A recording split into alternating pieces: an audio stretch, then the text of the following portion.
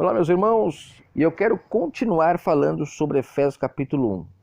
E eu quero aqui compartilhar esses entendimentos no canal, porque eu creio que vai ajudar a muitas pessoas. O objetivo meu não é escravizar ninguém a mim, sendo detentor da verdade, mas mostrar que você pode também ter a fonte em si. Depois nós vamos ler o 2, o 3, vamos continuar dando sequência, mas esses comentários são muito importantes, porque o segredo não é eu manter as pessoas escravas a mim, como muitas pessoas fazem. Escravizam as pessoas em si mesmas. Aí as pessoas saem de suas casas para irem ouvir, né, esses homens como se eles tivessem neles um poço de verdade cujas pessoas têm que beber.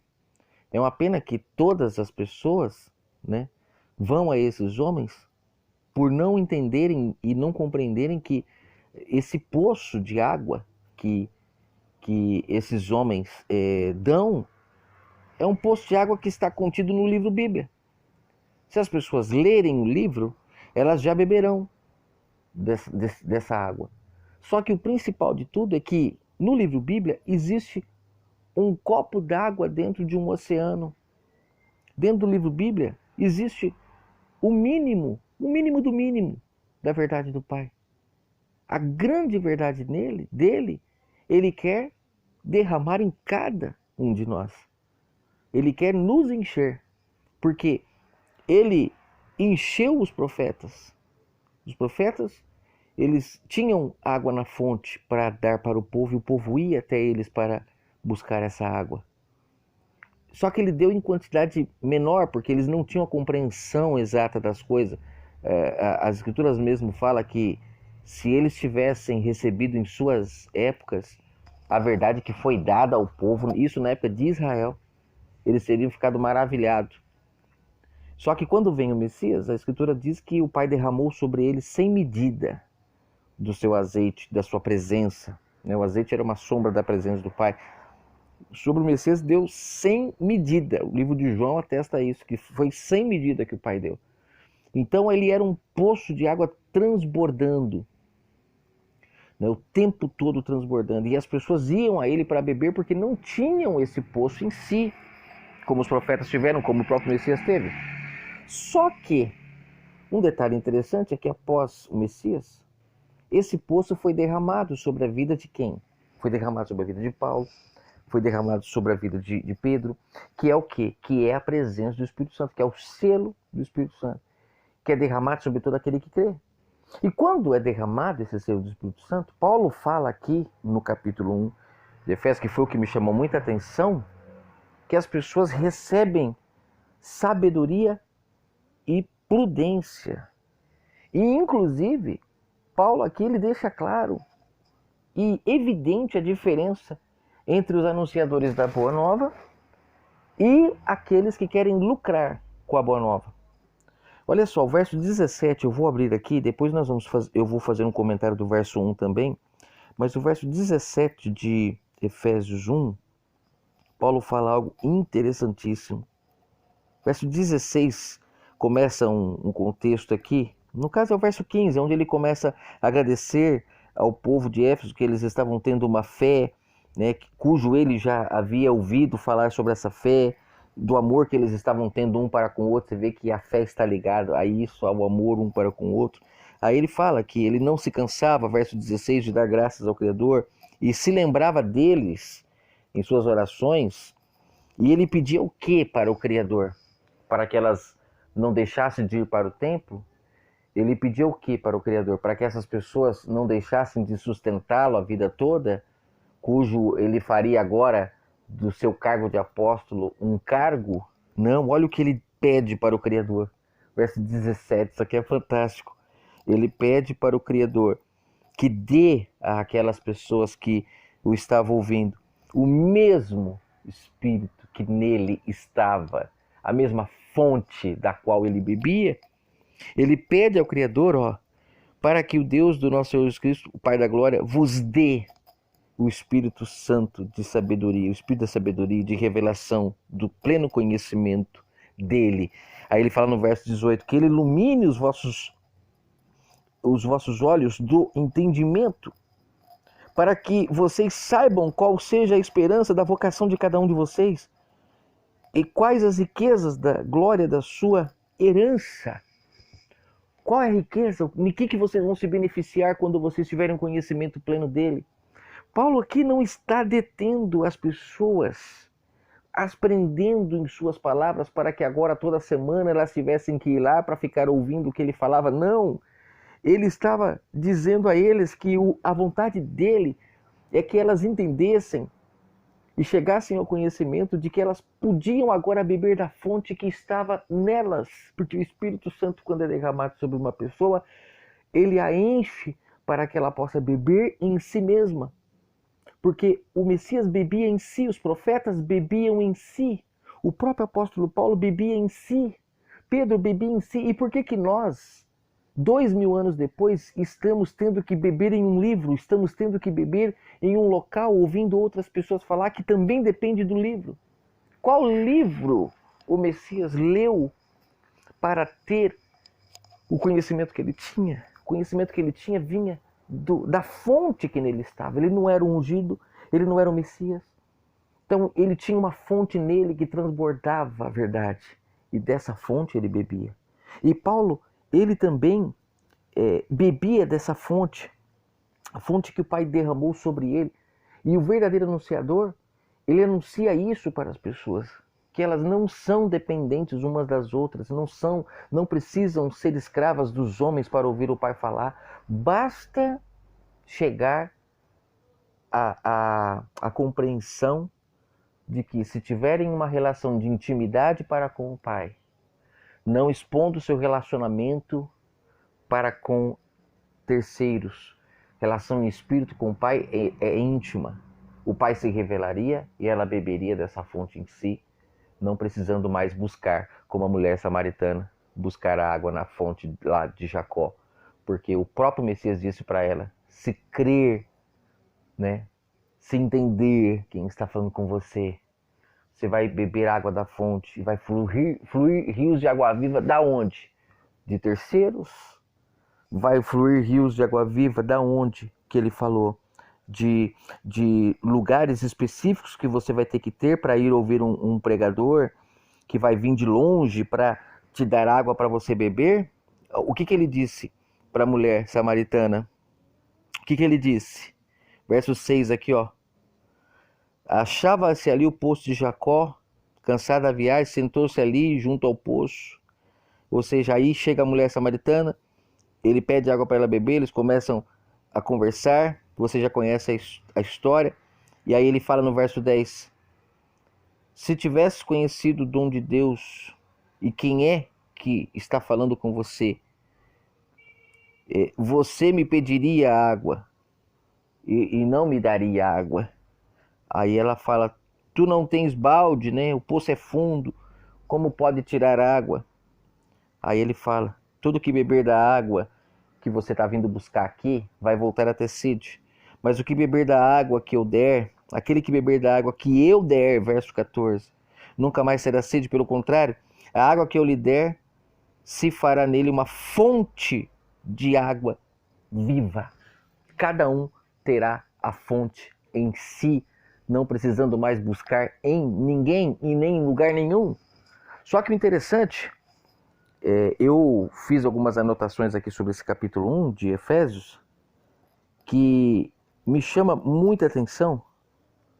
Uma das coisas que me chamou a atenção aqui é o verso 3, que ele fala assim: bendito o Criador, Deus, Pai de nosso Senhor e Salvador. Aí ele fala aqui, Jesus Cristo está se referindo ao Messias homem, no qual nos abençoou com todas as bênçãos espirituais nas regiões celestes. Quando eu li isso, me chamou a atenção e me lembrei, né, daquela passagem que está em Mateus 27, que diz que quando o Messias, o seu espírito é entregue ao Pai, o véu do templo se rasgou de cima a baixo. Esse véu do templo é aquele véu que as pessoas não podiam entrar no Santo dos Santos. Não tinham acesso ao Pai. Só conseguiam chegar ao Pai por intermédio de um sacerdote. Quando o véu se rasga, o Pai ali está deixando claro: agora não beberão mais da fonte que eu dou para o sacerdote. para dar água para vocês. Vocês beberão agora da fonte direto, porque agora o véu se rasgou, vocês entram direto no Santo dos Santos e bebam. Então, esse ser abençoado nas regiões celestes, né? Ser abençoado com todas as bênçãos espirituais, representa de fato as pessoas agora podendo comer dos frutos do Espírito, porque antes não podiam, porque estavam afastados do Pai pela sua carnalidade, mas através das palavras do Messias, a luz, essas pessoas encontraram o caminho da verdade e passaram a serem pessoas que agora podem beber da água, da fonte. Isso é maravilhoso. Aí ele vem e fala no verso 4 que como também elegeu, né? Como também nos elegeu nele antes da fundação do mundo para sermos santos e irrepreensíveis diante dele em amor. O que é ser irrepreensível diante do Pai? Ser irrepreensível diante dele é como ele fala aqui, amando ao próximo.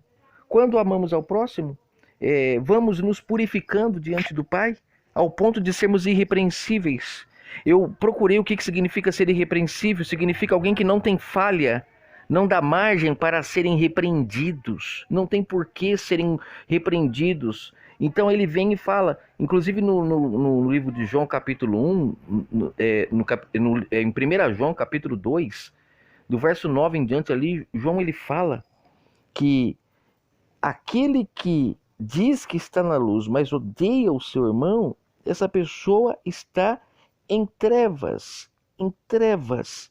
Olha, verso 9 de 1 João capítulo 2, aquele que diz que está na luz e odeia seu irmão, agora está nas trevas. Aquele que ama seu irmão e permanece na luz, nele então não há tropeço. O mesmo que Paulo fala no verso 4. Não há tropeço, ó. Não, são irrepreensíveis. Pessoas que amam o próximo, que não devem, que não enganam, que não mentem, que não fofocam. Essas pessoas são irrepreensíveis. Então você percebe que santidade, de acordo com o que Paulo está falando aqui, não é ir para templos, não é bater palma, não é cantar, não é louvar, não é nada disso.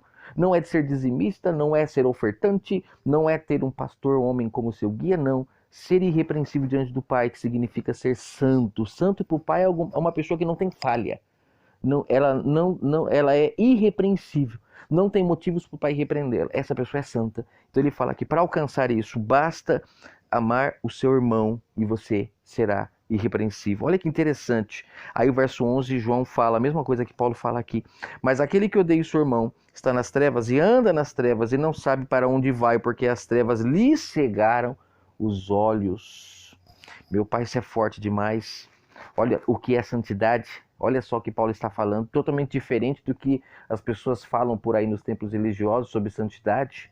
Santidade, as pessoas falam que é ficar de joelho dobrado, é ficar de jejum, é não faltar nos cultos. Tudo isso são versos isolados para manter as pessoas em apriscos. A maioria estão, como João falou aqui, ó, no verso 11, em trevas. Não se dão bem com o próximo. Às vezes nem sabe o nome da pessoa que senta do lado dela no templo onde ela frequenta, mas acredita que é santa porque frequenta religião, porque está debaixo de teia de aranhas de homens que não anunciam as boas novas, mas ao invés de anunciarem o ide, anunciam o vinde para me dar lucro. Vendem essa água do poço para as pessoas, isso é triste. E para finalizar, o verso 1, ele é fantástico também aqui de Efésios 1, porque Paulo está aqui falando algo maravilhoso. Gente, deixa eu voltar aqui rapidinho, porque é interessante lermos. Ó, ele fala aqui o seguinte no verso 1, que ele é apóstolo de Cristo pela vontade de Deus. E aí quando a gente lê isso, a primeira coisa que a gente pensa é que o Pai faz acepção de pessoas. Ele escolheu Paulo. Gente, a Escritura, Paulo mesmo fala em 1 Timóteo capítulo 2, que a vontade do Pai é que todos se salvem. Paulo aqui como apóstolo está representando uma pessoa salva, porque ele era uma pessoa tola, como eu já comentei no vídeo parte 1, e se tornou apóstolo, ou seja, não é mais tolo, agora está cheio de luz, porque teve um encontro com o verbo da vida. Então ele representa um salvo, ele representa um eleito, ele representa um trigo. E aqui quando ele fala que pela vontade de Deus é que ele se tornou apóstolo, as pessoas começam a pensar que o Pai escolhe umas pessoas para ser isso, umas pessoas para ser aquilo, como o próprio Paulo fala em Efésios 4. Mas a vontade do Pai, não podemos esquecer, que é que todos se salvem. Ele pode até separar umas pessoas como dons, como ele fala em Efésios 4, para determinadas situações, não como cargos que você levanta, tem uma carteirinha, você ganha até desconto em alguns lugares por ter esse cargo, você ganha salários, né, por ter esse cargo. Não, o Pai deu dons, e dons não se cobra. A pessoa que cobra por ter recebido um dom do Criador, essa é a pior das piores. Porque o Pai não deu dom para ninguém cobrar. Ele deu dom para que a pessoa utilize para o seu reino. E aí Paulo vem e fala que pela vontade do Pai, então ele se tornou apóstolo, mas a vontade do Pai é que todos se tornem apóstolos, que deixem de ser tolos para serem pessoas cheias de luz, né? Das trevas, as pessoas vêm para a luz quando se tornam apóstolos. Só que o sistema coloca como uma hierarquia para que fiquemos presos na mão de algumas pessoas que têm esses títulos, esses cargos, se tornaram pessoas que criaram seus apriscos agora. Né? Só que o Messias fala em Mateus 23 que só existe um que é o nosso guia, que é o Espírito Santo, que é o Cristo. Quando ele fala o Cristo, ele está se referindo ao Espírito Santo. Ele está se referindo àquele que ungiu, que Cristo é unção, não é um ungido, não é o Messias, não é o Deus conosco. O Cristo, o nome e significado do Cristo é isso. Então você vê que quando ele fala Cristo, ele está se referindo a quem? Ao Espírito Santo do Pai. Ele é o nosso guia.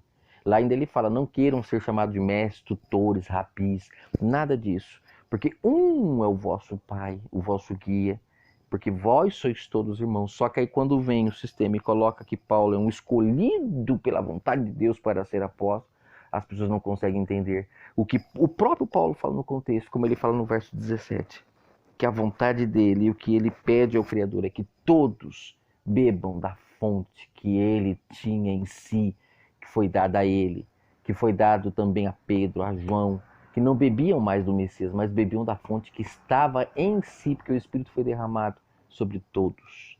Que o Eterno abençoe sua vida grandemente e que você possa compreender essa mensagem de forma tremenda. Os verdadeiros anunciadores, eles indicam e dizem que todos têm a fonte em si, basta crer. Aí são selados, e quando são selados, bebem em si, fluem rio de água viva, como disse o Messias para a mulher samaritana. Flui rios de água viva da onde? De si mesmo, porque vão beber diretamente da boca do Pai. Vão comer o pão que vem da sua boca, no seu próprio entendimento, porque o véu se rasgou. E o véu se rasgando, aquele véu se rasgando não representa as pessoas indo a um local para buscar. O Santo dos Santos não era no templo que rasgou o véu, porque se fosse assim, nós tínhamos que fazer caravana para Israel para ir lá naquele templo onde o véu se rasgou, porque só existia um templo com o véu na época. Não, ali era uma representação da nossa mente, do nosso cérebro. O Éden estava fechado para não comermos mais do fruto do Espírito. Mas quando o Pai, através do Messias, vem e traz a sua verdade, ele rasga o véu para que agora essa verdade seja colocada no entendimento de cada pessoa. E cada um que comer do fruto do Espírito, que em si está, essas pessoas vão se salvando, vão se limpando, vão se convertendo. Porque só é possível se converter quando você agora deixa de matar, roubar e mentir para falar a verdade, para trazer a vida, para ser justo, honesto.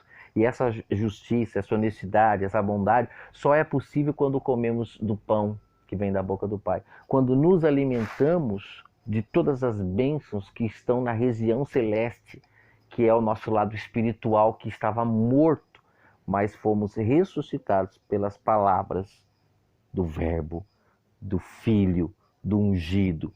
Que o Eterno fale muito ao seu entendimento.